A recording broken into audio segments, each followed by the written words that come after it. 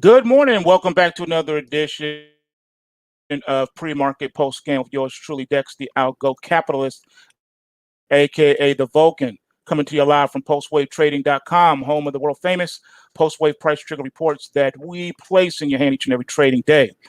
All right, so it's finally here, ladies and gentlemen. We've made it. This is that week. This is that week. We have elections. We got FOMC, that's right, the Fed. And we got those jobless claims. So much happening. And so where do we go from here? What is going to happen? What is everybody expecting? Well, I've made some observations here. I've looked, the peep game a little bit. And it does appear that they are preparing the American people for a Biden victory. No election is taking place yet, but they're talking matter of factly that Biden is going to win, like they just know the future. The same way they knew the future about Brexit back in 2016 on the night of that election. And we all know how that ended. They were wrong. So it seems that the left has doubled down. They are willing to go all out war to obtain said power and to stack the courts and to do a whole bunch of other things that will inadvertently destroy what little slither of skin we have left of the U.S. Constitution. They don't want a constitutional republic. They've never wanted a constitutional republic. They want a democracy. Every time you hear them talk, they use the word democracy. We all know that democracy does not work. Democracy has never worked. But whenever you hear them talk, they talk about democracy. We have brought democracy to this region, democracy to that region. What is democracy? Plain and simple, simply put, it is mob rule. But which mob are we talking about?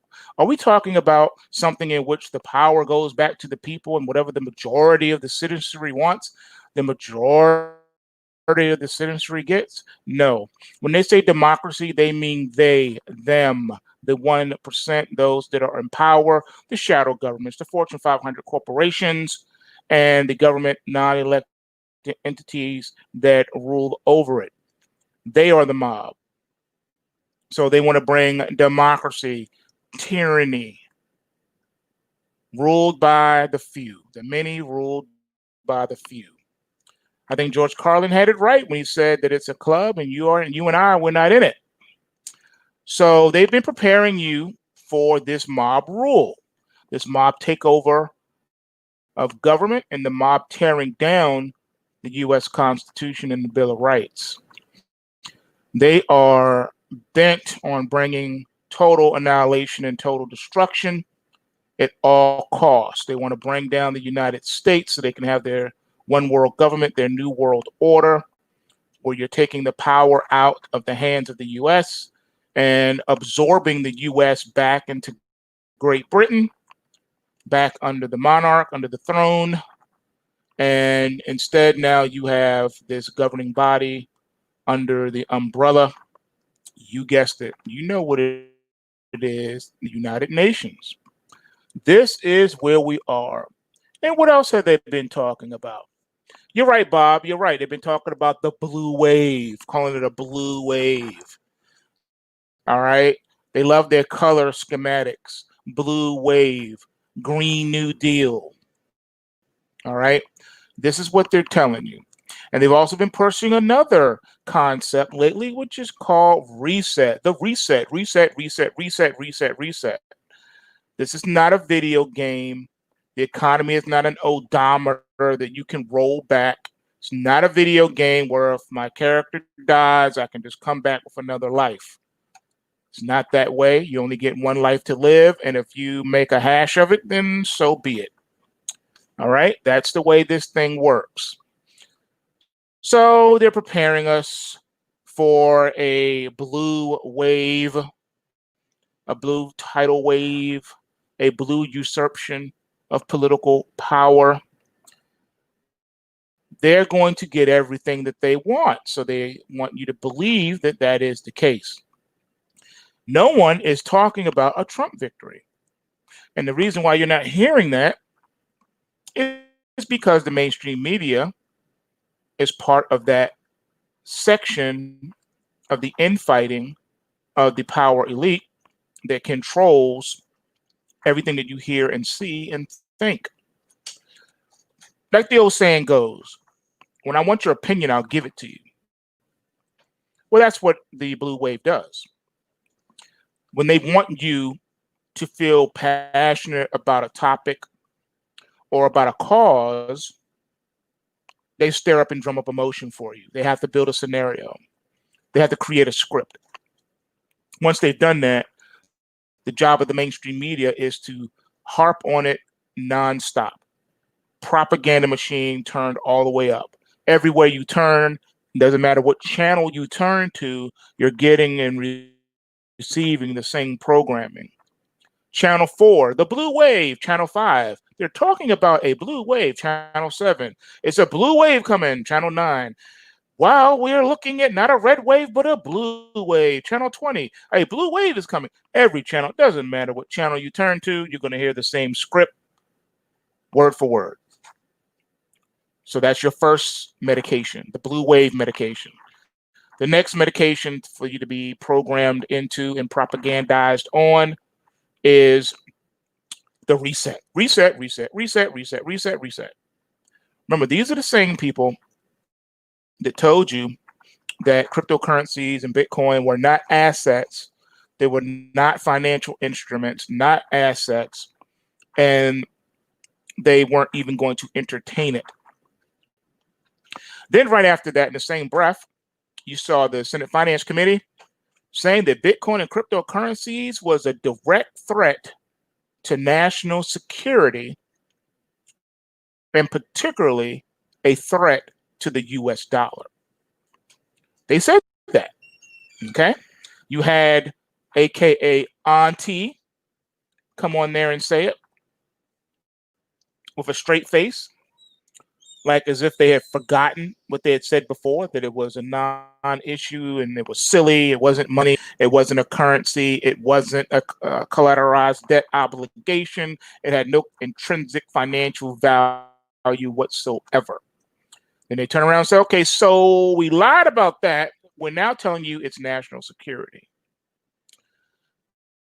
And then they start laughing at everyone when the Bitcoin dropped from 20,000 down to 3,000. They were laughing saying, see, that's why this will never be blah, blah, blah, blah. What you didn't know is behind the scenes, they were working toward that end. They were actively participating in selling the Bitcoin short and adding downward pressure to said security. They were already operating in the space behind the scenes while in front of the cameras dogging it. That's what they do. All right. So here we are, election week,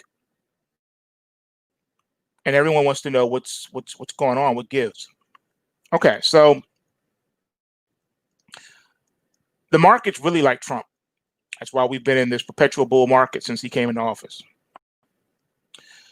Now, a Biden election is not good for stocks. They want you to, they're telling you that right now. You're hearing the talking heads say, you know, they're parading people in front of the screen telling you that a Biden victory is also good for stocks, and so is a Trump victory. It's not.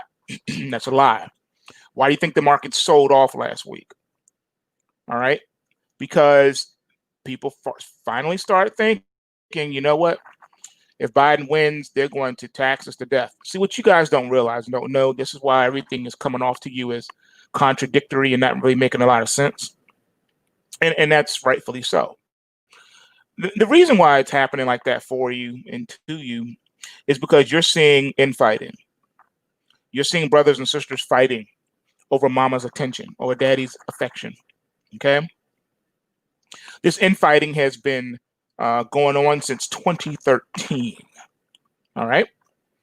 And I exposed this back in 2013, that there was major infighting, that there was a segment of the shadowy government entities that wanted the market to go down much further. And on the other side, there was a group that wanted to create the granddaddy of all bull markets. I was told I didn't know what I was talking about and that the market was toast. I said the market is not toast. You have infighting right now, and next thing you know, here we are flirting with Dow 30,000. So another thing that I find interesting is they're not just preparing you for the blue wave and the reset. Oh no, they're preparing you for an 8-year blue wave.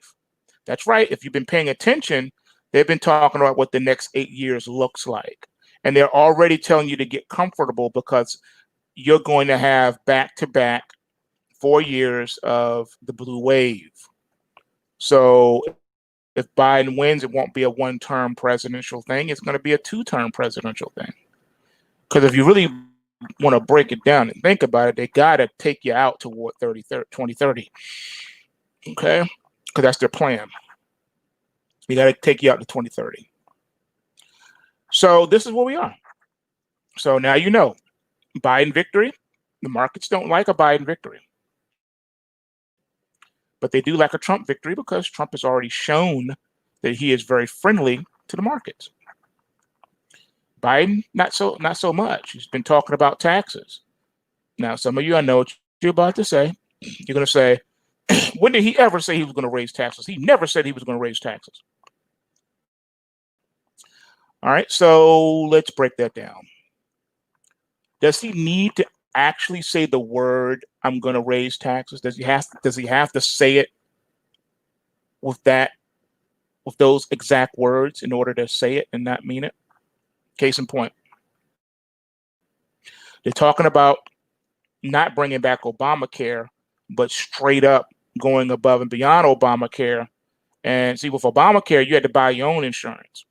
But under their plan, under the socialism, communism plan, everyone automatically gets the free coverage. Under the socialist communist plan, the government owns everything, and you are not allowed to have any more than what they deem necessary for you to have. Under their plan, you got universal basic income. Under their plan, they want to change the social structure of society because they, as central planners, believe that they know best than you. They know more than you. Therefore, they will decide and determine who you can talk to, whom you can talk to, when and where you can do so. And they want to change society as you know it because they've already successfully propagandized the people to believe that the planet is dying because of human beings. They've already made you believe by bringing scientists and other intellectuals from the intelligentsia society that are all out on the take. They've paraded them in front of you saying, yes, we have man-made global warming, we have man-made global cooling, and we have man-made global. So no, there's no such thing as chemtrails. Yes, we know about the chemtrails. We've been doing chemtrailing for a while now because we're trying to save the planet. Yeah, these are the ones we're talking about. So this is where we are, people. A lot of decisions have to be made. All right. Everybody has to put the big girl and big boy pants on and get ready, man. Gotta get ready to do battle up in this piece. So let's break down a little bit further what we're talking about, because there's a lot going on. There's a lot to talk about. Not everything shows up in the charts. And I do believe I have shared that with you all before. Everything is not necessarily going to show up in the charts. All right. Charts can only paint a portrait, but it can't tell you what's going on behind the scenes. Not really. It can't tell you the conversation that two people are having in the shot. It's a still frame. It's a painting. It's a portrait. It's just showing you. It's just capturing a split second in time. That's it. It's a microsecond in time. Okay. But the algo charts, on the other hand, extract a little bit more information, but it still doesn't give you a complete concordance of everything that has transpired up to that moment in time. Well, this is where we are. Okay. This is where we are. And in order to do this and to keep this going, there has to be certain things in place to keep the status quo. Okay. Yeah, I know. It does seem to have been an attempt for the last 4 years of Donald Trump's presidency to instill among the population a hatred of America, a hatred of the president, and to present both the president and America as a criminal and try to overthrow them both. Do you think that defund the police just fell out of the sky? No, no, no. Coordinated effort. All right. It is the first time in American history that there have been an attempted coup d'etat against a duly elected president. Now, we came close, I believe it was back in the 60s. I forget the chick. She had a talk show back then, a podcast, what do you want to call it back then? And she was talking about some stuff, exposing some stuff. It was pretty deep. You guys know who it is. I'm not good with names, but y'all know the chick. I think they still got her audio clips up here on YouTube. I don't know her name, but she was telling you about the whole thing going on with the thing at the time. You know what was happening in the 50s and 60s. You know what I'm talking about. Anyway, when you take a look and examine these so-called institutions of democracy, there's that word again, democracy. When you examine the state and statism and what that's all about, and then you examine our judiciary, and then you look and examine all the different varying opposition parties, and then you take into account the so-called free press. The press hasn't been free since it's been captured and slain decades ago. We have a new press now. All right. The press is not a free and separate entity from the governing body. No, no, no. They're made up of agents of the government. The government has taken over that, and they just lay down and let it happen. They give them what it is they need to know, what they want them to know. So we have now a open air suppression of verifiable information instead of informing the public about issues. Nope. They want to build walls around the truth to keep you out, to keep you from getting at the truth. Okay. Now, you need to understand that this is all a game. And our republic has fallen because we allowed it to fall. The biggest danger to American, there's that word again, democracy in the past years, with mad threats coming from every angle to undo the US Constitution. They want to abolish the Electoral College. Did you know that? They want to ban guns. And not to mention, remember back in 2014, they wanted to eliminate free speech. And that is about to become imminent. That's right. Think about it. Just something to think about it. I know, it's unbelievable. It's hard to think about, you know? But this is where we are. Where do we go from here? I don't know. But it's not good. How can it be? How can it be? Well, if you take a look at the way the markets have been moving, I did warn you about the markets. I told you that you can't really have a sustainable bull market run without the financial sector participating. You got to have the banks participating. It's just a commonplace of the market. If you don't see it, there's a problem. All right. Can you say problem? Problem. All right, so we know we're not supposed to talk about COVID. Can't. Can't. You can't. Because you risk all types of swords coming your way. You have to stay on narrative. You have to stay on narrative or you're ostracized in this world that we live in. But see, the reason that we are kept under thumb like this is because corporations spend millions and millions of dollars lobbying Congress so that they can shut you up. Just how much money has the big tech sector spent on lobbying Congress this year? Well, 6% of the S&P 500 testified in front of Congress last week, including Facebook, Google, and Twitter. Big tech is responding to incremental political pressure by ramping up their DC lobbying efforts. Amazon and Facebook, for example, has spent a collective $28.7 million on lobbying this year through the third quarter. Each one spending more than any other company, on pace for another record year. Twitter, Google, and Apple also increased their lobbying expenditures in the third quarter, ahead of the national election. Not afterwards, ahead of the national election. What's the bottom line? Well, lobbyist spending is a productive way to assess single stock regulatory risk, since it reflects how much pressure the companies themselves are feeling at that moment in time.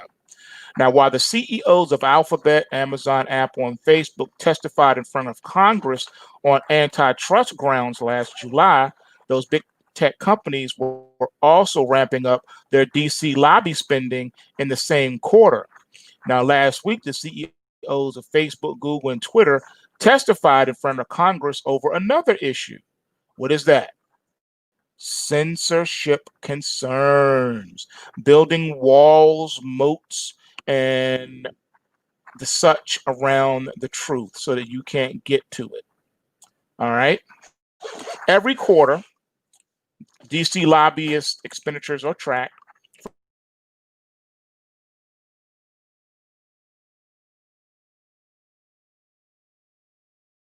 The data provides useful insight into the industry's own perception. So, for example, in the third quarter of 2020, Facebook spent $4.9 million on lobbying last quarter, up 1.4% quarter over quarter and 2.7% year over year. The quarterly record was 5.26 million in Q1, since the data was first tracked in 2009. Now, back in 2019, the company spent $16.71 million on lobbying last year, exceeding its prior annual record of $12.62 million in 2018. It was the second highest corporate spender on lobbying in 2019, even ahead of Boeing. Now, Facebook sent Q3 in 2020 and rate. So you must ask yourself a question. What do you mean spending? What do you mean spending money on lobbying? We're talking about tens of millions of dollars. So how do you do that? Where's the money go? Are you literally putting the money in politicians' pocket directly, indirectly? Are you donating that money to some shell corporation that they control under the order of a nonprofit? How is this money being spent? Where are the receipts? I would like to see some receipts. Can we get some type of forensic accounting on lobbying? Specifically, where is the money really going? How does that really work? So you got politicians taking bribes now. They can be bought and paid for now through lobbying. Really? See what I'm saying? See the corruption, ladies and gentlemen? That's how it always starts. It starts with the corruption. It starts with corruption. When they realize they can vote themselves money. There you go. And now we live in a world where the stock market can't even, because it's now addicted to the crack cocaine of stimulus. That's right.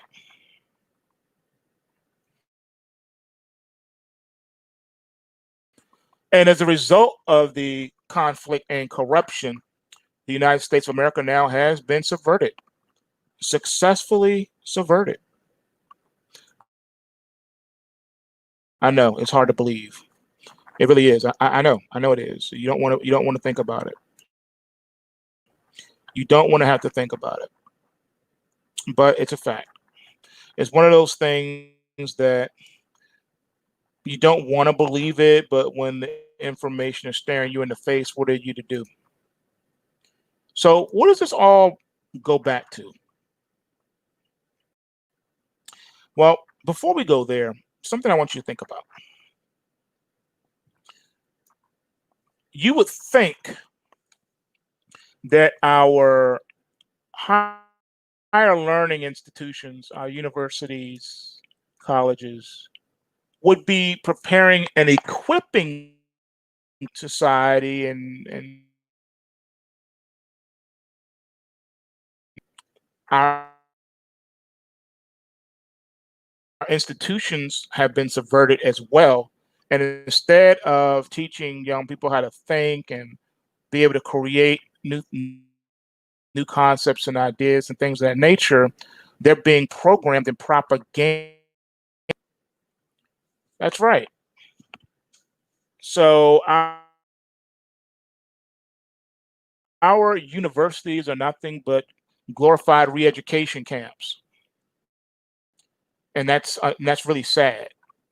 And then when you call them out on stuff, they like to go and they want to, try to erase the paper trail, erase, they update the website, take out certain words and things of that nature once they've been exposed, and say, no, we never said that. We didn't say that.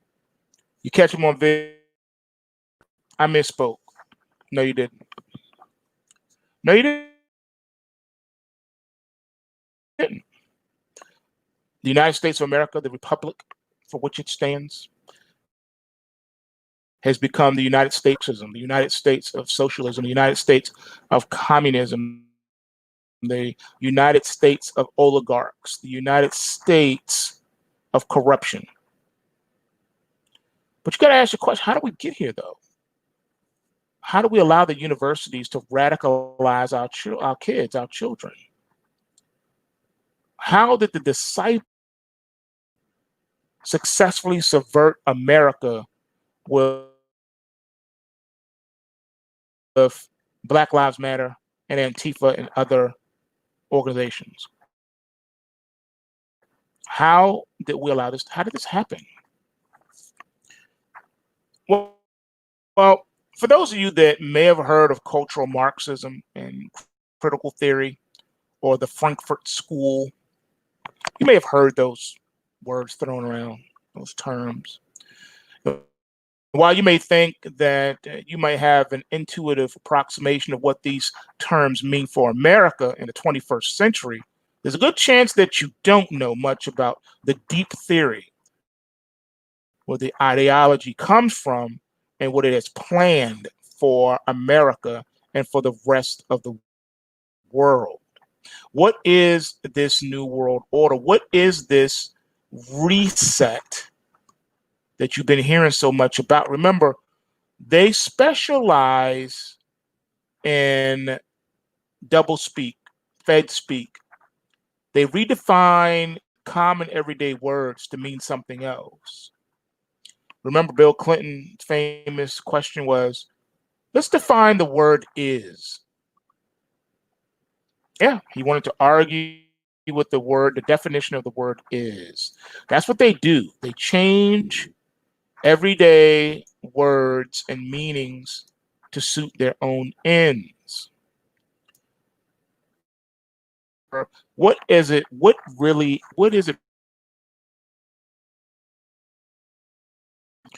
Well, the underlying theory under this, okay, which was pioneered by early 20th century Italian Marxist politician and linguist Antonio Gramsci. So, a Gramscian Marxist is a radical departure from classical Marxism. One does not need to endorse the classical Marxism of Marx, Engels, or others to appreciate the significant differences between the two. Yes, there are differences. He is easily the most influential thinker that you have never heard of. Now, whereas classical Marxism located what has been called the revolutionary subject, or the people who will overthrow capitalism and usher in socialism, within the broad working class, primarily in what is now the first world, Gramsciism takes a very different approach. Now, this approach underpins most of the social unrest that is gripping America and the West today. In a sense, we are living through the end game of a Gramscian revolution. There are two important diversions that Gramsciism has from a more traditional Marxist point of view. First, economics was the base of culture and politics. Two, philosophical materialism in the Marxist sense, where reality is effectively formed by the means of economic production. All right, so we go back to that old word, the means of production. Now, for Gramsci, culture was more important than either economics or politics. This was what was needed to be changed for there to be a revolution. That's all it takes for revolution to take place, is to change just one little slight basic concept. Boom, you got yourself a revolution. Now, as such, the weapon to be used for revolution was not the economic might of an organized working class. No, on the contrary, but rather a long march through the institutions. Now, that is a phrase actually coined by German Marxist Rudi Dutschke, where every institution in the West would be subverted through penetration after infiltration, which is kind of what the ex KGB dude was saying back when he was traveling, giving his lectures around 1983, 1984, and he was trying to, you know, explain to you how subversion was his expertise, and that's what Russia was doing to America, and that was way back then. And by the time he started giving the lectures, he was saying it was already too late, and that even if America started turning things around back then, it will take until today, right now, that we'll be coming out from it. All right, but it's too late now. So as we talk, you're gonna be hearing the term cultural Marxism. You're gonna hear that a lot. All right, and it is a phenomenon because it is the most all-encompassing, and it doesn't limit us to discussing any one specific variation. All right, now the origins of cultural Marxism are as such. There's a tiny kernel, little teeny kernel of cultural Marxism within classical Marxism, namely that Marx himself was obsessed with the kinds of detailed critiques that later came to characterize cultural Marxism. For example, the critique of the Gotha program, Anti-Düring, which is actually by Engels, critique of Hegel's philosophy of right, and a contribution to the critique of political economy. All right, this is perhaps the best exemplified by the famous remarks and thesis on Feuerbach. Now, that philosophers have only interpreted the world in various ways, the point is to change it. Now, Antonio Gramsci, however, seems to be the best place to locate the genesis of cultural Marxism proper. Now, he was the son of an Albano-Sardinian low-ranking government official. Without engaging in too much the psychoanalyzing, it is probably not a coincidence that the son of a low-ranking was able to see the power that low-ranking bureaucrats would have if all of them were guided by the proper ideology. Again, it's one little variation, and you got yourself a revolution. Now, Gramsci attended the University of Turin, where he studied linguistics, not philosophy, not economics. Health and financial problems led him to leave his studies prematurely shortly after he joined the Italian Socialist Party. Now, in this period, excuse me, as well as the period immediately following the Russian Revolution, Gramsci was a fairly standard communist, though he did occasionally have disagreements with the party line, none of which are relevant to the development of cultural Marxism. Now, beginning back in 1924, he was the head of the Italian Communist Party. For this, he was arrested by the fascist government in 1926 and sentenced to 20 years in prison under newly enacted emergency laws. He died in prison on April 27th of 1937 at the age of 46 due to a number of untreated health problems. Now, it was in prison that Gramsci began formulating the core of his theory, which would later form the core of the leftists throughout the West. Now, in the prison notebook, he broke from classical Marxism, formulating a new and largely distinct ideology. Cultural hegemony is a more important factor in maintaining capitalism than economic or political hegemony. Cultural and social education of workers must be performed to create a class of worker intellectuals capable of combating capitalism. Are you getting the theme here? The anti-capitalism theme? Civil society is distinct from political society.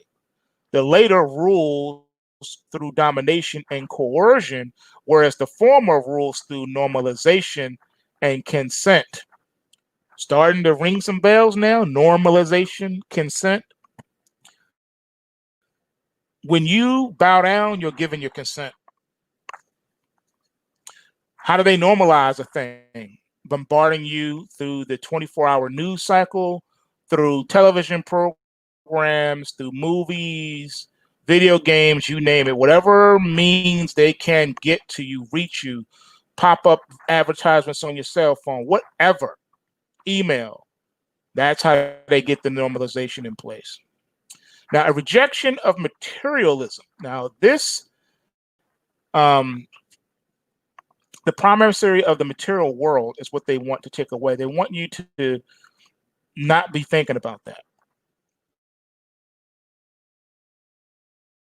That in favor of a semi-mystical view of history, as well as a greater degree of cultural relativism.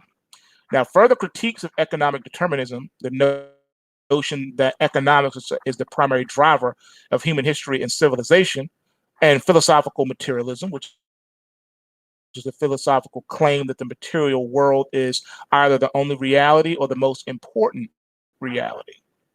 So later theorists, including the famous Frankfurt School, which introduced elements of Freudian psychoanalysis and the anti-positivism, the notion that human society cannot be studied using the scientific method, and then the existentialism, which is a philosophical movement that possesses that being determined consciousness and sees humanity as necessarily hemmed in by a variety of forces beyond their control.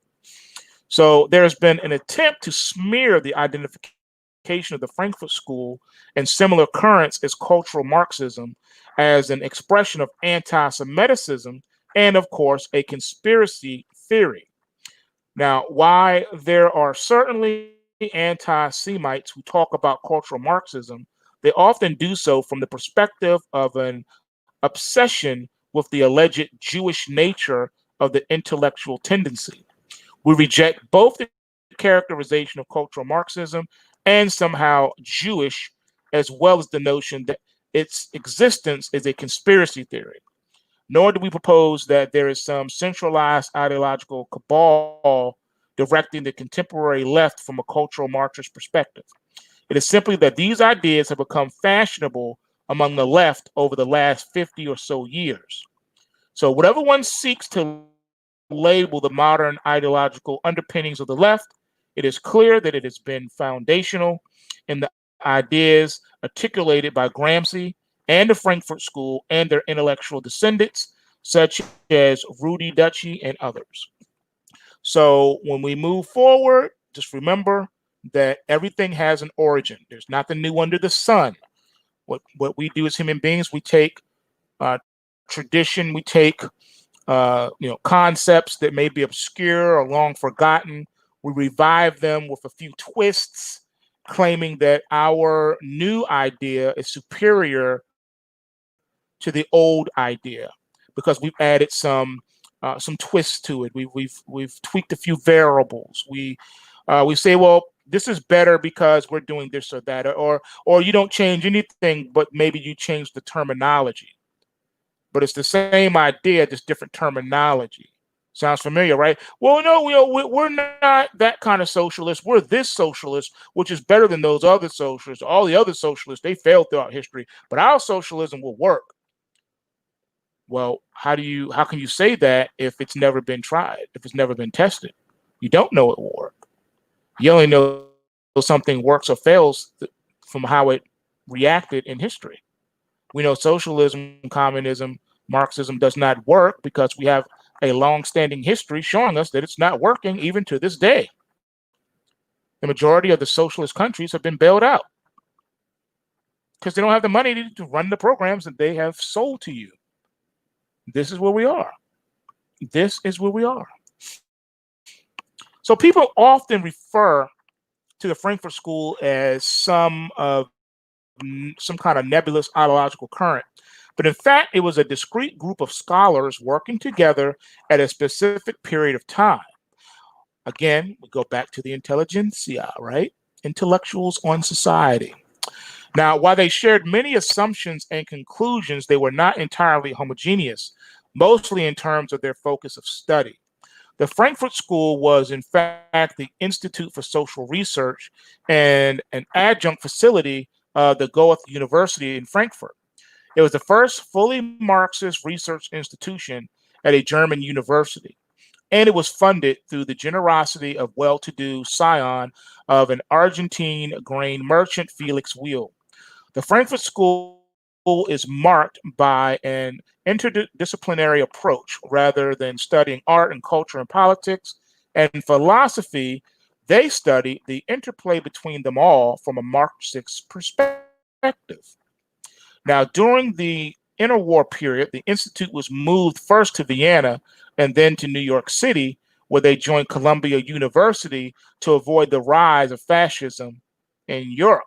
See, again, you go somewhere, you hide up in there so that you can't be detected.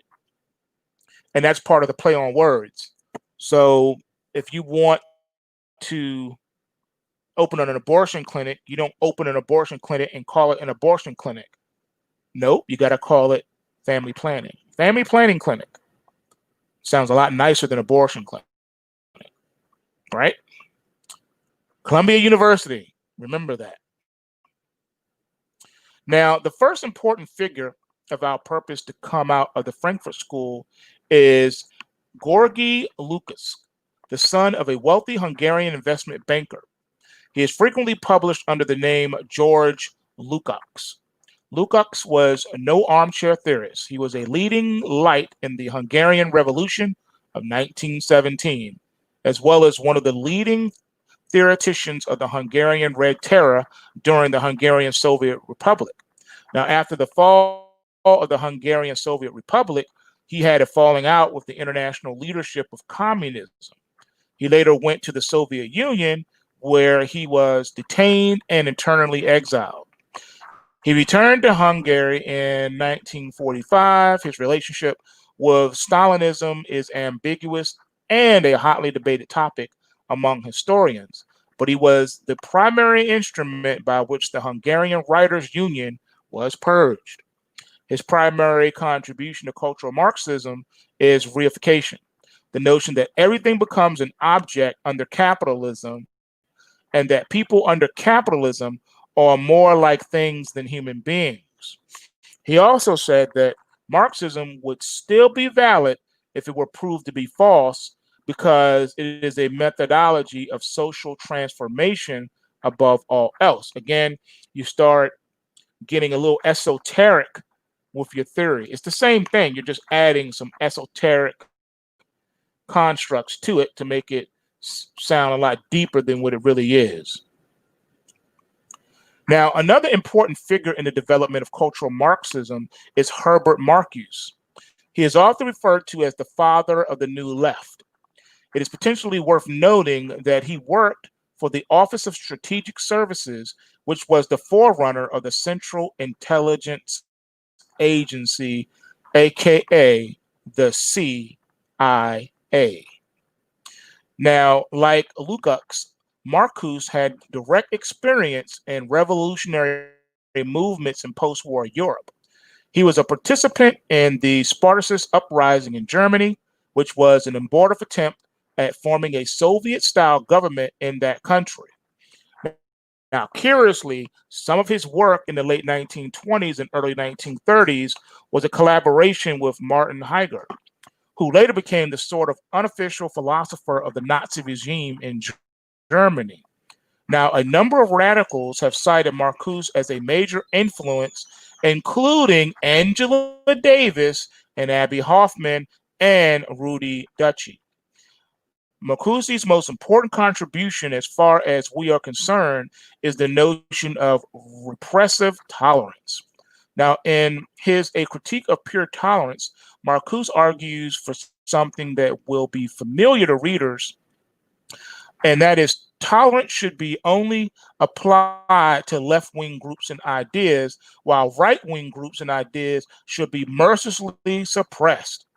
Again, there's that word, suppress, suppression, suppressed, suppression. Specifically, he advocated for withdrawal of toleration of speech and assembly from groups and movements that promote aggressive policies, armament, discrimination on the grounds of race and religion, or that oppose the extension of public services, social security, medical care, etc. Censorship, baby. Pro-censorship to anyone who is speaking out against what they think and believe. Now, Marcuse is perhaps the most influential of the Frankfurt School thinkers in the United States. Anytime you hear a leftist explain why tolerance actually means intolerance, they're channeling Marcus. All right, it's all Marcuseism. Finally, there is Max Heukemeyer, the son of a wealthy Orthodox Jewish family. His father owned a series of successful textile mills in Stuttgart. He was drafted at the beginning of the First World War, but was rejected on medical grounds and then enrolled in Munich University. By 1926, he was in Frankfurt, and by 1930, he was a professor of philosophy at Frankfurt University.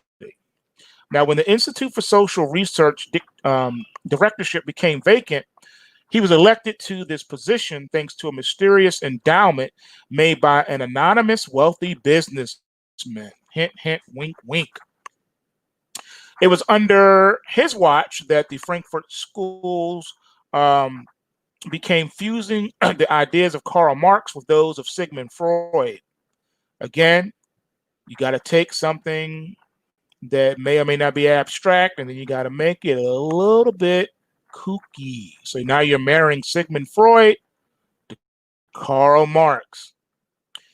He was the father of critical theory, which is less a theory than it is a rhetorical technique of viewing everything, except, of course, critical theory, through a critical lens and an eye toward discrediting social institutions. His curiosity, though perhaps not surprisingly, arrived at critical theory while appraising his own role as the scion of a family who was a proponent of this proletarian revolution. Now, perhaps the most didactically critical theory work on his part is the Dialectic of Enlightenment. Now, among other things, it argues that popular mass culture is a sort of mechanized and industrialized means by which authoritarian control is maintained over the broad mass of Westerners. Again, we're talking about control, we're talking about authoritarianism, and then we're talking about the masses. There are other figures in the Frankfurt School, however, to catalog each and every one would make for much a longer presentation, so we will not go into that right now. But while it is often attributed to Gramsci, and in a sense he is the godfather of the notion, the long march through the institutions was, as stated, a phrase coined by Rudi Dutschke, a German communist activist. The phrase itself is a nod to the long march of the Chinese communists. The Long March represents another significant shift in thought away from classical Marxism. In classical Marxism thought, the state is seen as an instrument of class oppression, which can be conquered and used by the proletariat as a weapon against itself. Now, classical Marxists did not seek to occupy the existing state and leverage it for their own purposes. Rather, the classical Marxists believed it was necessary to destroy the instruments of the state and construct a proletarian state in its place. So they want to tear down and rebuild. When you hear that, bells should be going off right now for you, because doesn't that sound a lot like the phoenix burning into ash and then rising out of the ashes? You have to tear something down before you can build it up. You don't want to just take it over and clean it out. You want to destroy it and rebuild something new in its place. Now, some key concepts underlining this theory. First, the state is an instrument of class domination, and as such, is fundamentally based on economics, or what Marx called the infrastructure. Now, everything else, culture, religion, art, politics, was superstructure, or something built on top of the class-based economic structure. What's more, class is not defined in relative terms, such as how much income one makes or even how much one owns, but rather on the relationship to production. A poor farmer was probably worse off than an urban worker, but was not a proletarian because he owned the means of production, even if this means were meager. Again, we're going back to the means of production. All right. Now, the Bolshevik Revolution in Russia is yet another issue. And it was very meaningful because a Marxist revolution, in contrast, will go like this. Now, a parallel state based on participatory workers' organizations was led by a self-consciously revolutionary party to topple the existing state and erect a new one in its place. Now, indeed, Lenin acted on clear definitions from Marx about what constituted the state. Armed bodies of men, that is to say, police, courts, prisons, and the military. The Bolsheviks did not simply take the existing armed bodies of men and use them for their own purposes, nor did the communists of Eastern Europe. They destroyed existing institutions and replaced them with their own, because that is always what at the end of the day, that is the end game. Defund the police. That's not what they really mean. They mean, let's do away with what we got so we can bring you our version of policing. You dig? The bottom line of the difference between classical Marxism and cultural Marxism is that the latter sees state as effectively neutral, something that can be taken over and used for its own purposes, while the former does not. Cultural Marxism is interested not in revolution in the classical 19th century sense of throwing up barricades and toppling the monarchy and setting up guillotines. No, no, no. Its interests lie in cultural transformations, after which other transformations, political and economic, can take place. Now, the long march through the institutions is in many ways exactly what it sounded like. Proponents of cultural Marxism were expected to go out there and integrate themselves into every aspect of society. Now, when you first hear that, you're thinking of infiltration. You're thinking about terrorist cells, basically. Now, once there, whether this was in bowling leagues or boardrooms, they would push their ideology and attempt to transform society. It wasn't as dramatic or sudden as the revolution espoused by classical Marxists and their Marxist Leninist children, but it was considered both more effective and more to the point, necessary for a fundamental transformation of society. Once the cultural institutions had been changed, political and economic transformation could be enacted. So you have to come in there and subvert. You got to sneak in there. You got to blend in. See what I'm saying? That's what they do. That's what they do. You got to infiltrate. Sounds like COINTELPRO. Remember how the government infiltrated? Okay, so the change of the revolutionary subject is an important topic to consider. Whereas classical Marxists were quite dogmatic about their belief that it was only the working class who could affect revolution, cultural Marxists saw the revolutionary subject basically anywhere else, viewing the traditional Western working class as apathetic at best and actively reactionary, bordering on fascistic at worst.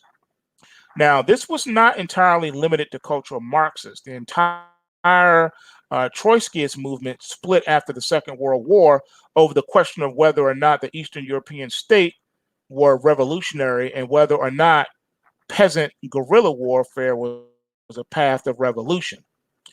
Cultural Marxists, however, saw the revolutionary subject virtually anywhere but the working class.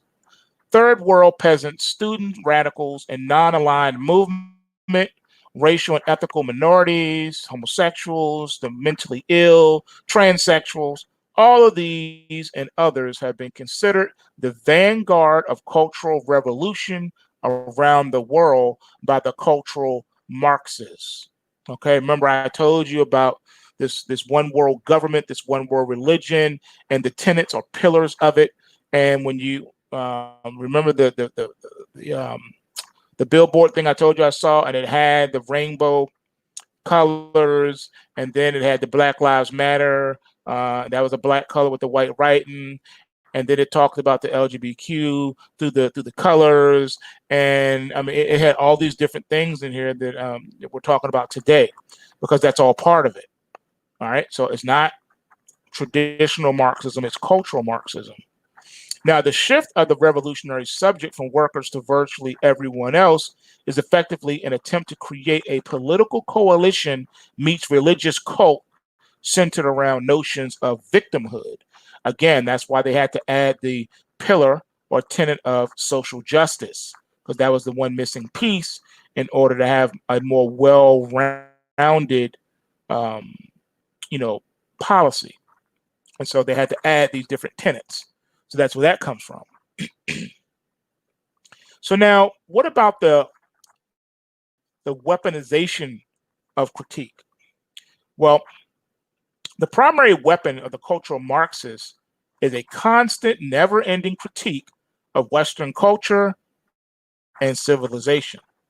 It's not a terrible oversimplification to say that the fundamental premise of the critical theory arm of cultural Marxism is, when you think about it, isn't everything kind of problematic?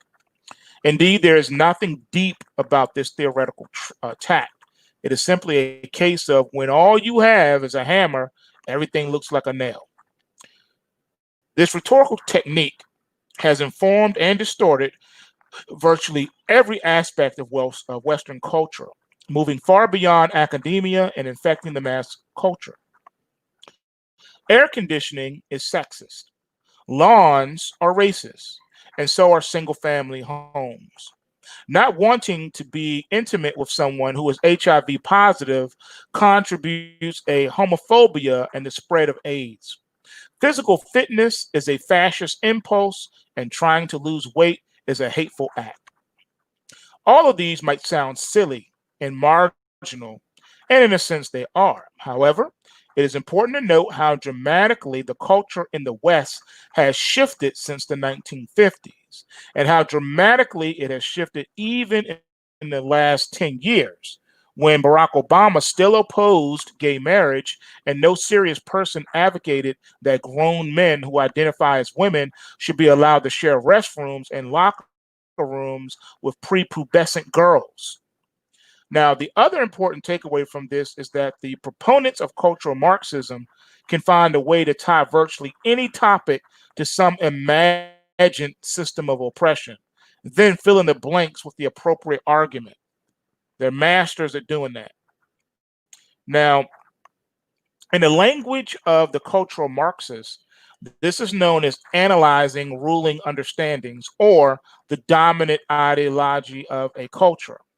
Now, of course, there is a dominant ideology underpinning this method, the notion that every claim or stance requires careful examination from a critical perspective.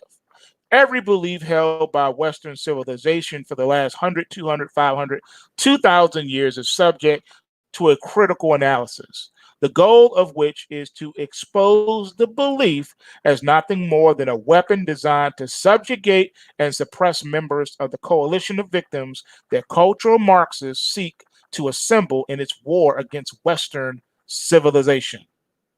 Far from being a neutral form of analysis, cultural Marxism starts with the assumption that every aspect of Western civilization is some kind of conspiracy, or conscious or otherwise, to keep a certain group of people in their place.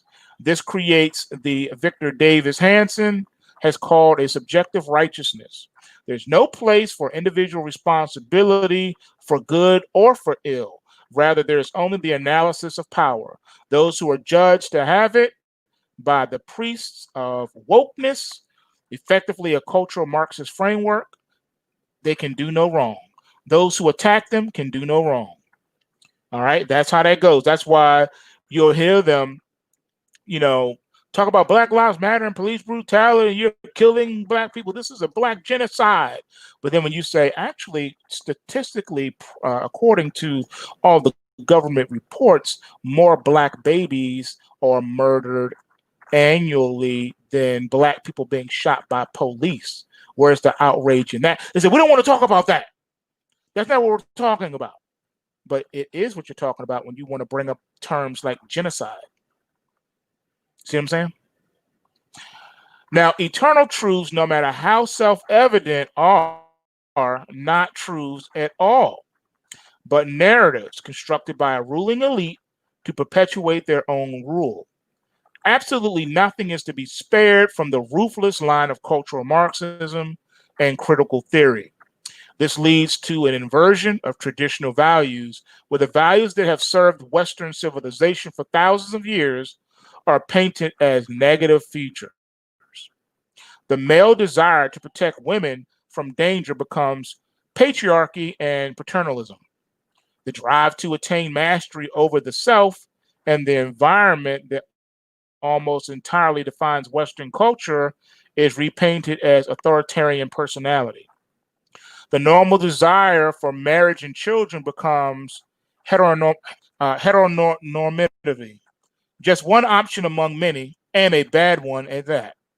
An appreciation for the philosophical and cultural achievements of Western civilization is, you guessed it, white supremacy.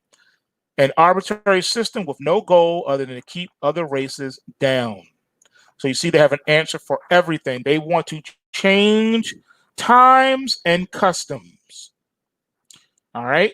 Does that sound familiar to you? Changing of times and customs?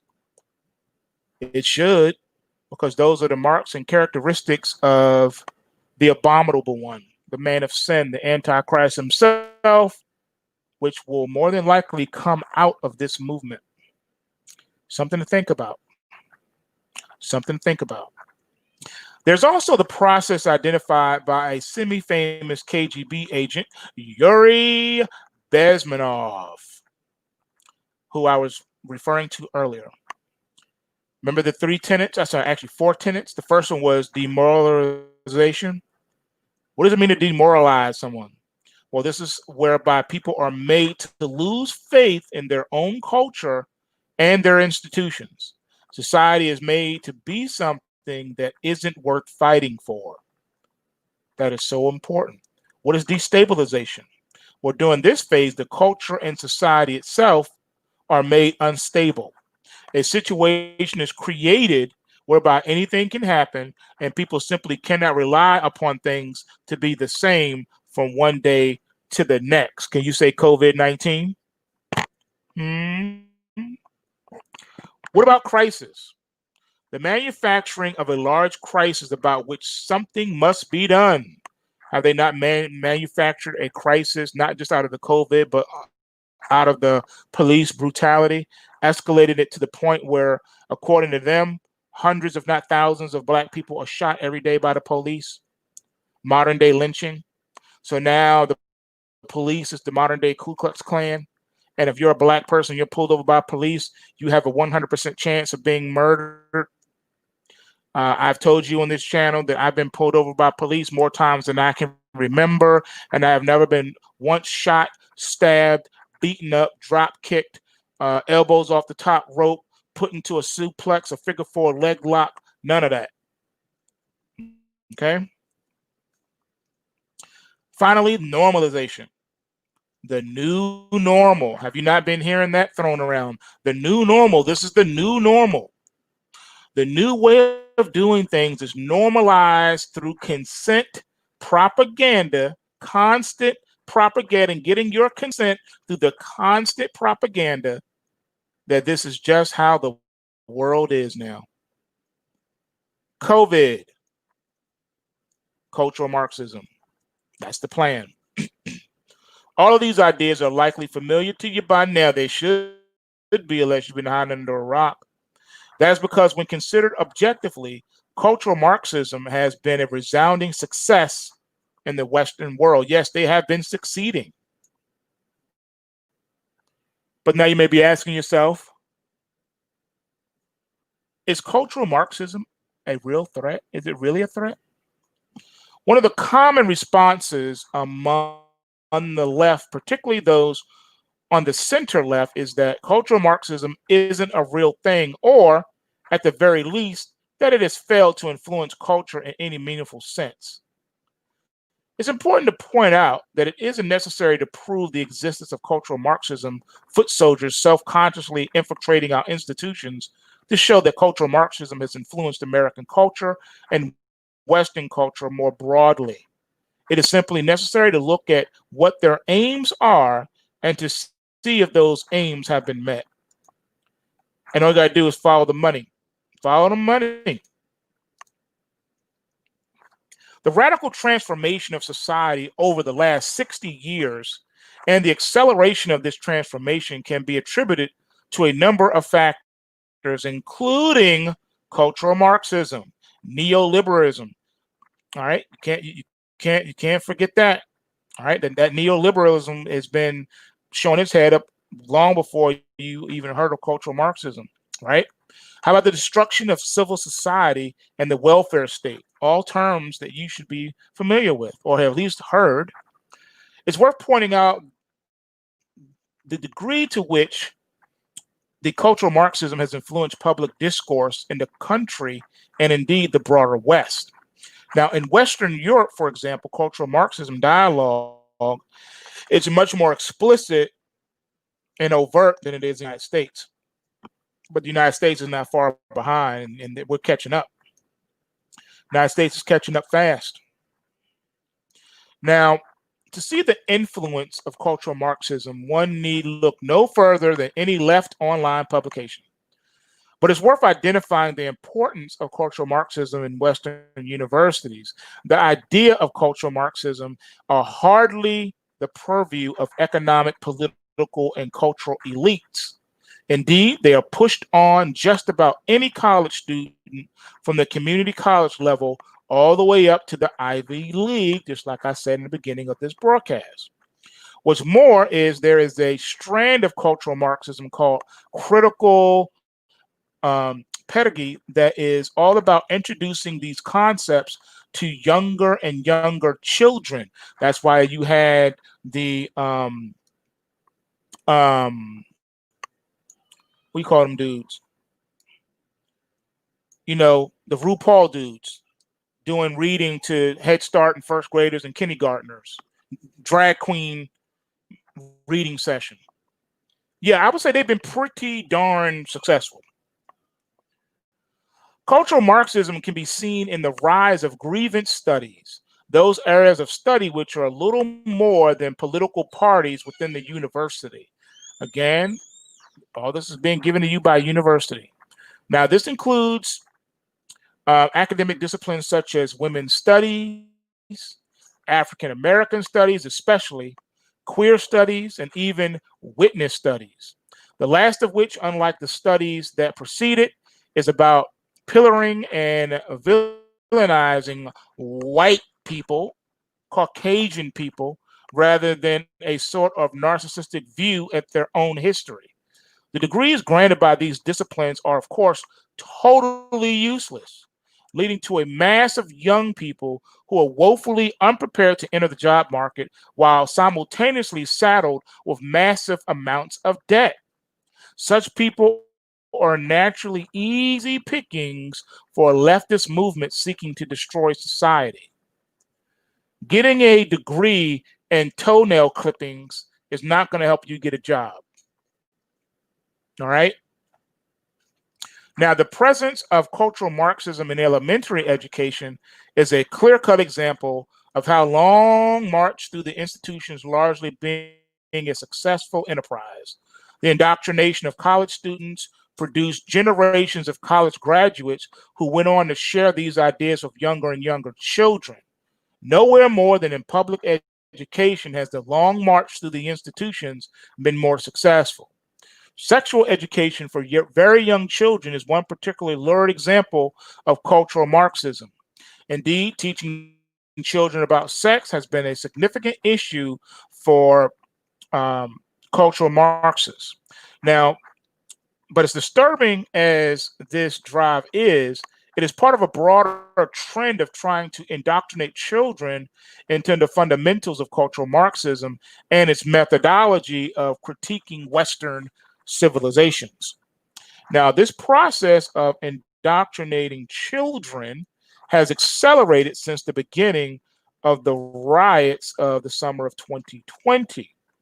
Now, the National Education Association, one of the most powerful teachers' unions in the United States, has a handy page for teachers to get their education justice resources from. And the NEA website approvingly links to a website that proudly declares itself globalist, queer affirming, trans affirming, and committed to disrupting the Western prescribed nuclear family structure. That's right, they want to destroy the nuclear family structure. All right. Much of this starts from the supposition that everyone, white children in particular, have unconscious biases, effectively a form of racial hypnotism whereby people are racist without knowing it. Indeed, even the definition of racism has been shifted from what is a common sense definition shared by most people to an esoteric one whereby all white people, including babies, are racist. This is the philosophical basis of white guilt and white privilege theory that has been allowed to propagate in the public educational sector and the higher learning universities of our day. That's right, ladies and gentlemen, your students, you're paying tens of thousands of dollars a semester to send your kids to an Ivy League school where you think they're being taught how to think, but instead they're being re-educated. They're being brainwashed. They're being propagandized to all this nonsense. Now, alongside the smearing of all whites as racist, there are attacks on the nuclear family, heterosexuality, and biological sex as socially constructed for the purpose of social control and suppression. This might sound like something that will only be taught in schools in California. However, it is important to note that because of the lucrative California textbook market, to say nothing of the far left nature of the teachers union in the United States, that what children in California are being taught today, children in Kansas will be taught tomorrow. And that has already been a trend, ladies and gentlemen, going all the way back to the early 2000s, where public schools were teaching kids and doing things with your kids and not even informing you or getting parental consent. And then when being called up on it, they didn't even blush. They said, we ain't got to do nothing. Now, the education system is largely where the rubber meets the road in terms of cultural Marxism, moving from an esoteric academic ideology into something that influences the broader culture. It is not a mistake that a number of educators have been found among the ranks of the rioters. That's right. You got your professor out there rioting with you. You got your teacher out there rioting with you. Nor is it a mistake that the rioters are disproportionately young and educated. They have been primed for this by 12 years of public education and another 4 years at the university level, teaching them that the Western civilization is an evil construct designed by white heterosexual men for the purpose of enslaving everyone else. That's what they will have you to believe. Further, there is cultural Marxism in the mass media. After all, when one combines Gramsci's analysis of the importance of culture and Horkheimer's claims about the controlling nature of the mass media with a long march through the institution strategy, it makes sense that cultural Marxists, conscious or otherwise, would seek to infect mass culture with an eye towards subverting traditional Western ideas and replacing them with cultural Marxist dogma. Now, much of the conservative revulsions against the values and ideology pushed by Hollywood is in fact a bristling at cultural Marxist propaganda. Now, detailing each and every example of this would take forever. But suffice it to say, once all of this is understood, it becomes easy to discourage and defeat with regard to the future of the West.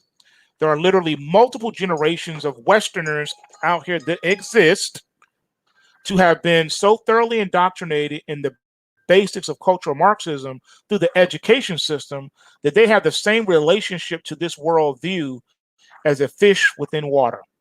There are no easy answers with regard to how to begin reversing the course, and thanks to the pervasive influence of cultural Marxism in our education system, they have largely accomplished their aims of a long march through the institutions.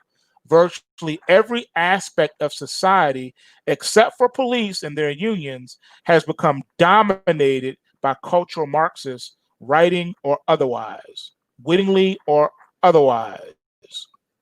While we can't propose any sweeping solutions, it is worth noting that the first step toward combating this ideological and cultural menace is being able to identify it, understand it, and above all, call it out whenever it is seen in action. Much like the long march through the institutions, this might not be a sexy one and done type of solution, but it might well be the only weapon that we have against defeating them. An important part of combating cultural Marxism is simply studying social history and the history of ideas. To take an example of how low-hanging fruit, America, the West, and white people did not invent slavery.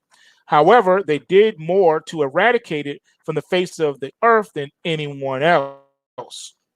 Mental gymnastics are often required to argue against even the most basic refutations of cultural Marxism. And such mental gymnastics often expose the proponents of cultural Marxism as uneducated, unprincipled, or just plain wrong. Finally, reject political guilt. Those who push guilt do so in bad faith as a form of weaponizing the Western sense of fair play. If the West is responsible for slavery and genocide, which in limited cases it is, but it is not by any means unique in this regard. It is also responsible for vaccines, sanitation, and the massive decline in child mortality rates. You're not individually responsible for either the great moral crimes of Western history nor its great technological successes. The correct answer is a nuanced picture that takes the good with the bad and sees Western civilization as a constant work in progress rather than a static conspiracy designed to rob everyone but old rich white men of their due. That is not the case. As a matter of fact, you could make an argument that every nation on the face of the earth throughout millennia of history has had slaves and has even enslaved their own people. Okay? You can't blame the West for that. And that's just what it is. As a matter of fact, if you really want to be all technical with it, slavery ended in America before it did in certain countries overseas. All right, Brazil didn't outlaw their slavery until well after the United States did. You didn't know that, did you? They're not going to tell you that. They don't want you to know that. They don't want you to know that. Same thing with some of the Muslim countries. They didn't outlaw it. They were still going strong up until like the late 1800s, early 1900s. But you don't want to talk about that. You're not supposed to discuss that. You're also not supposed to discuss how so-called black people in the United States owned slaves too, and that was not a rare occurrence. It was a common occurrence. Not supposed to talk about that either.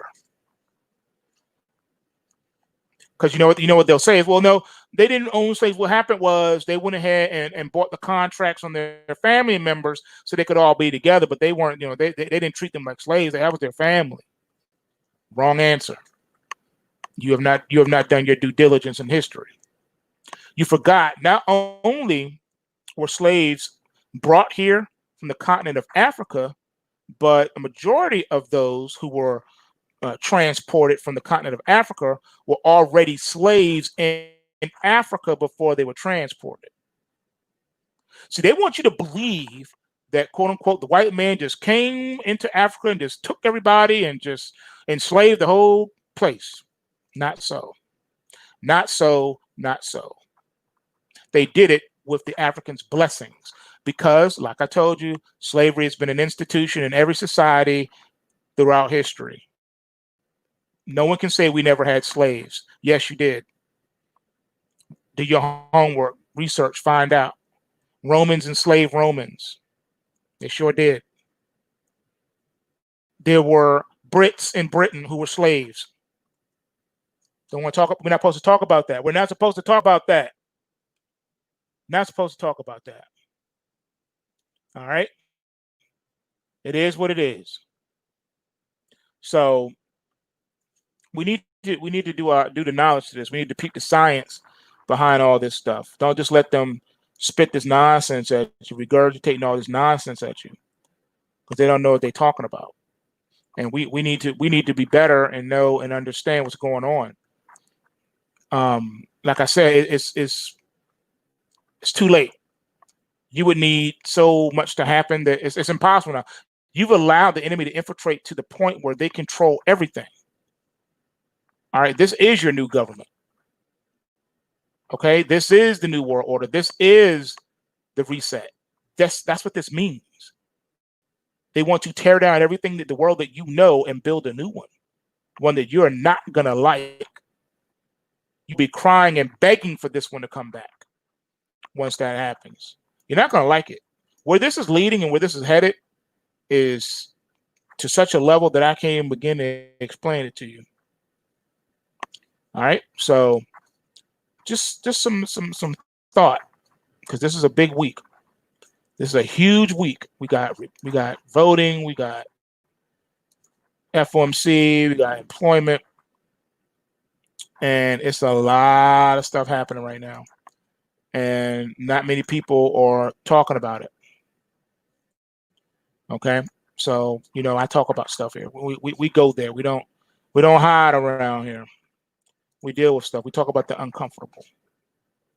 So with that being said, you know what it is, man. Bulls make money, bears make money, and pigs get slaughtered. So remember to take what you can and give nothing back. Smash that like button, and I'm out. Peace.